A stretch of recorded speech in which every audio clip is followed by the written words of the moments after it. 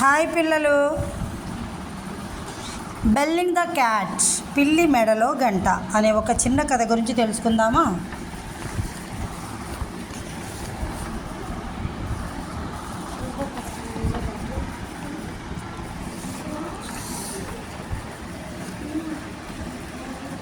ఒక దుకాణదారుడున్నాడు. అతనికి పప్పు ధాన్యాల గిడ్డంగి ఉంది. ఆ పప్పు దినుసులు తినడానికి ఆ గిడ్డంగిలో ఎలుకలు చేరాయి. ఎలుకలు పప్పులన్నీ తినడం మొదలుపెట్టాయి. దుకాణదారు గమనించాడు. అతను బాగా ఆలోచించాడు. ఒక బలమైన పిల్లిని తెచ్చాడు, గిడ్డంగిలో వదిలిపెట్టాడు. ఇప్పుడు ఎలుకలు స్వేచ్ఛగా తిరగలేకపోతున్నాయి. ముందటిలాగా కడుపు నిండా తినలేక పోతున్నాయి. పిల్లి రోజు కొన్ని ఎలుకలను పట్టుకొని తింటూ ఉంది.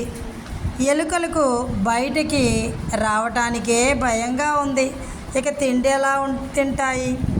పిల్లి నుంచి తప్పించుకోవడమే వాటికి పెద్ద పని అయిపోయింది. ఈ ఆపద నుంచి ఎట్లా తప్పించుకోవాలి అని సభ చేశాయి.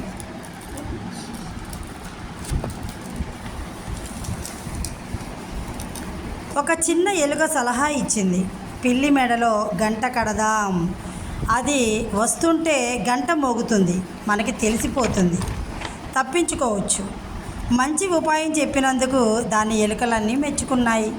అయితే ఒక ముసలి ఎలుక అడిగింది, గంట ఎవరు కడతారు?